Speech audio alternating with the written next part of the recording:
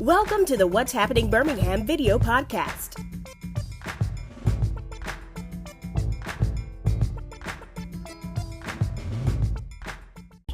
Hello everyone, this is Jarvis S. Scott with What's Happening Birmingham. Today I got the honor and pleasure, I'm here with Mr. Coach O with MDF Nation. A lot of you all may know us, I'm in a familiar setting. For those of you all who live in Birmingham, I am here inside the gymnasium of the Thundering Herd, Parker High School, football champs. You know that purple when you see them. Coach O, thank you for coming on today and inviting me to Parker, because you see all those trophies in the background, everybody. What's the word? Thundering Herd. Yes. Yep. So before I did this tape and had the opportunity to kind of witness a couple of his workouts, and let me tell you all, his Coach O workouts is very intense. But man, let me tell you, from somebody that's been starting back working out myself, those are the type of workouts that you're going to get those results. You're not going to get the results walking around running, but that's a whole different story. But before we start, just kind of tell the audience just your story real quick.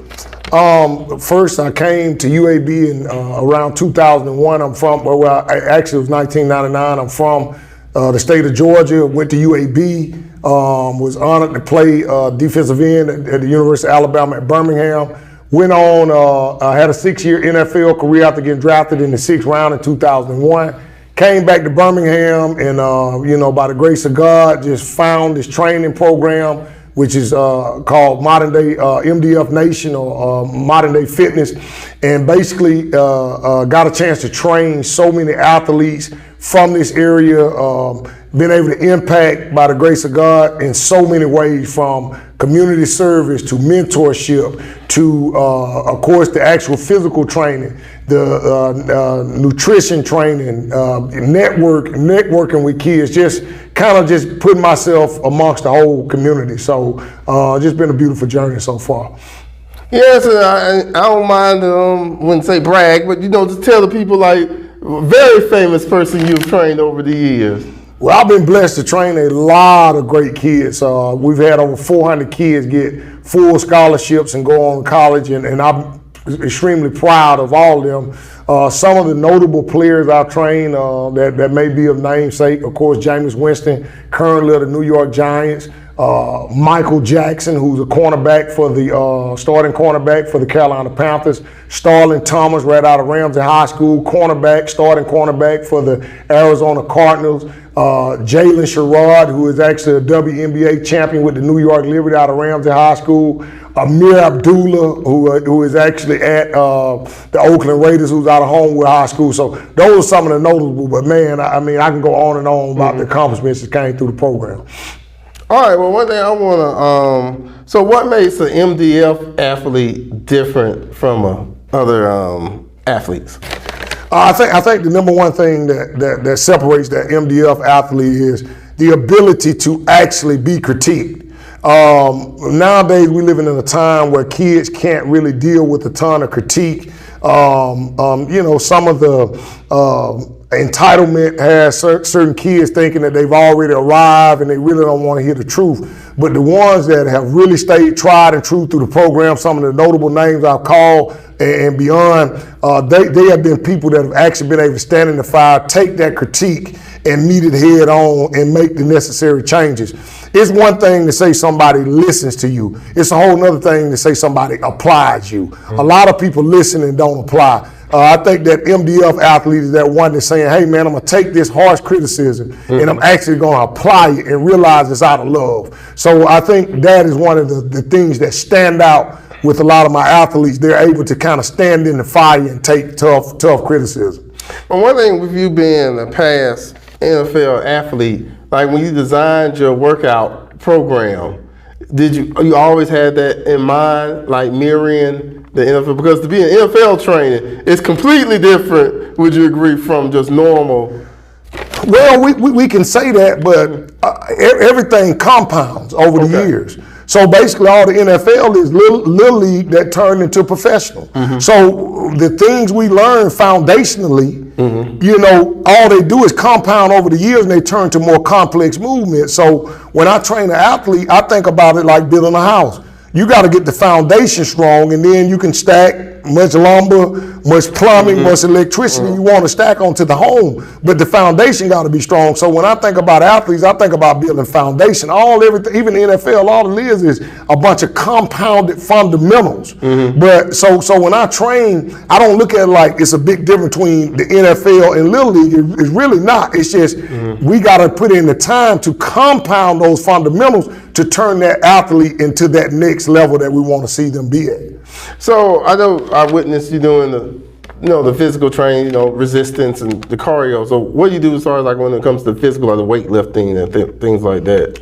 Well, to build an athlete, there are so many components, man. Okay. You got the strength training. Yeah, strength training. You got the stability and stabilizing training. You got the core training. You got the cardio condition. You got the actual skill work that you have to do to make the athlete. It's so many components. So depending on the day you catch me, I may be tied in different things, but I view it like a bowl of gumbo. You just got to keep on dumping some things, and then every now and then you never knew why grandmama putting sugar in the gumbo. It don't seem like it fit. Yeah. So you just got to trust the process, and that's what I talk about all the time. Mr. Miyagi, you got to teach them to wax on, wax off. So when you see me training, I'm stacking that foundation, and that's what I'm doing. So it just depends on the day what we're doing. If that make any sense to you. Okay, so let's talk about the impact on the community your organization has had so far.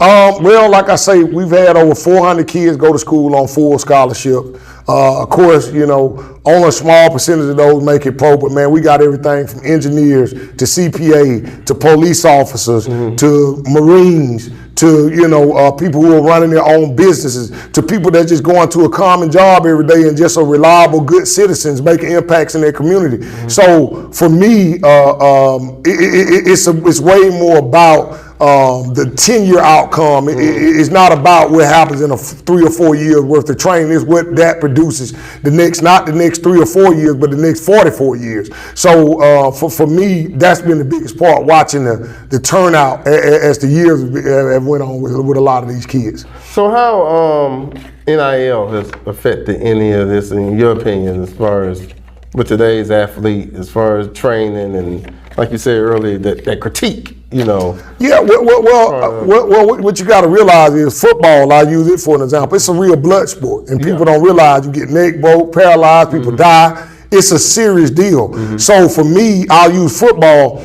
I'm not knocking anybody getting their money, but this ain't selling cars or selling T-shirts. It's a physical, nasty, almost barbaric game. So when you go to add money in a lot of time at a young age, people falling in love with the money and not the game. And it's hard to play something this violent and this in your face, thinking about how much money you're gonna make. It's gotta be something on the inside of you that loves this thing to be able to fight at that level. So for me, I'm not knocking the NIL, and I think it's cool that these kids getting their money and all this other stuff, and I guess chasing the bag. But I'm almost happy that wasn't going on when I was playing, because it taught me how to love something organically and how to fight for something when you didn't know, walking by what God talk about in the Bible, walking by faith and not by sight. It taught me how to work for something. And so I wouldn't have necessarily wanted that when I was coming up. I think the hunger that I learned from not making money will serve me longer than making $2 or $3 million that I spend in 2 or 3 years not know where it's at. For me, that's what I gathered from the game. So when I see a lot of these kids, I feel sorry for them, because some of them are playing a game and they're learning to love the money and the product way more than they're learning to love the process and getting the passion and the love for it. And it's just too dangerous to play it just thinking about, hey, I'm just trying to make this play so I can get another $200 or $300. I just think that's the wrong outlook for something this violent. Okay, and I know it's early when we was doing the workouts. It was organically. It was like you say, out at the football field, and some of the different movements he was doing. Has the new technology and fitness equipment, has it made it easier with the training? Because I know it's maybe 20 years ago it was probably different workout equipment, but now well, everything got its pros and cons. I remember 30 years ago, I remembered everybody's phone number that I had. They were in my head. Yeah. My memory was a lot better. Well, I can say the cell phone is a lot better, but it kind of took my memory away, if you will, because now I'm relying on the cell phone to keep all my phone numbers. When I used to remember 200 or 300 numbers at one time, and I'm sure you understand what I'm talking about. So it's the same way with a lot of this new fitness equipment. It's cool, and we love the analytics and things of that nature, but at the same time, the wheels are still round on a car. No matter whether it's a Bugatti or a 1985 Honda Accord, the wheels are still round. So there are still certain things that got to happen, even though you got all this technology. It's the grind still got to take place. And so what happened is a lot of people are trying to replace the grind for all this new innovative stuff, but a certain amount of sweat still got to drop for you to be great, and you can't forego those principles. So yes, to answer your question, the new technology helps some, but it handicaps as well, because some of these people are so caught up on the new machinery, they don't realize the sweat still got to fall for you to get great. I always tell people it's so much different. Like I would say this simplest to people watching. Like when you're on a treadmill versus when you hitting that pavement and you running. Like how you felt it like when you was on that field and you was jumping, you hitting that dirt. Yeah. Even like one of the workouts I want to do is actually do some suicides. Because there ain't nothing. I remember growing up playing basketball, if you could do suicides, you could run a full court. You can do anything. Yep. So what upcoming projects and things you got working on for the organization in the next couple of months? Our biggest thing we got coming up is the MDF Nation reunion. This is where we bring all of our ex-NFL, all of our ex-athletes, current athletes, parents, community folks that have helped us. We bring them. As a matter of fact, this is actually the shirt from 23, but we do it every 2 years. We'll induct 4 Hall of Fame members this year. So last year we did in 23 we did our first group of Hall of Famers. Jameis Winston was in that group. Michael Jackson was in that group. Another kid by the name of Chris Johnson. Olivia Chapman, who's now the head coach at University of Montevallo. She was in there. And Destin Challenger also, who was form of UAB. So we're going to bring all them back, and it's normally about 300 people that participate. We have a sneaker ball on that Friday night. On that Saturday, we come back and do an old school versus new school basketball game with a cookout. And the people just enjoy themselves, and we're selling tickets for that, and we're inviting community out. We just, we want people to come enjoy it. It's a heck of an event, and it's inspiring to hear these people's stories. So, you being a nonprofit, I hate to put you on the spot. Is there any corporate organizations, anybody you want to thank that so far has helped? It has been so many, man. I don't want to. I know that's what I was saying, but because I don't have everything out in front of me. But if you attend a lot of our events, we making sure that these people be on the flyers. These people will be announced the day of. A lot of them will be in attendance. So it'll be several ways to know who all involved. But I don't want to put my foot in my mouth. No support, but we got a ton of people that have been backing us over the years, and we're grateful for that. Yeah, because I definitely feel like the organization, just witnessing what you had at least about 20 young people. Yeah, and not only are you doing it, but you're mentoring them also as well. And those are 400 kids that could have been doing anything else, and God forbid they could have been doing something that could get them in trouble. But no, they actually fitness, which I always believe fitness brings discipline. Absolutely. It also brings fatigue. Yeah. So the tired, you get a lot of time, you ain't got time. Yeah, you ain't got time to doing crazy stuff. Yeah. So it brings fatigue as well, which is a good thing. Yes. So, Coach, I want to thank you for coming on the podcast today, and yes, sir. I wish you the best of luck, and just especially let me know you got any events coming up in the future, because like I said, I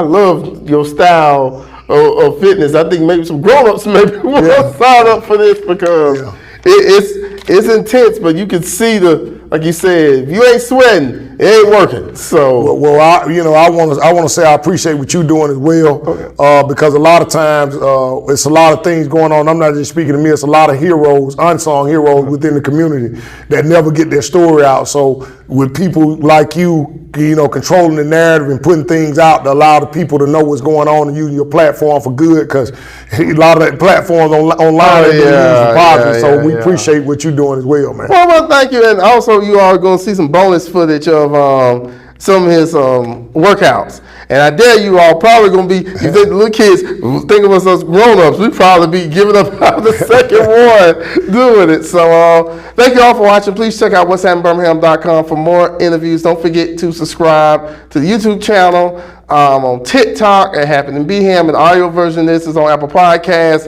And what's the website if they want to find more information? The for-profit is mdfnation.com. The non-profit is IamMDFNation.com. So check us out, and we are here in the community doing what we can do, and we'd love to have your support. Have a modern day. All right, thank you all. Bye-bye. Thank you for watching the What's Happening Birmingham video podcast. Please check out our website, app, or subscribe to our YouTube channel for the latest videos today.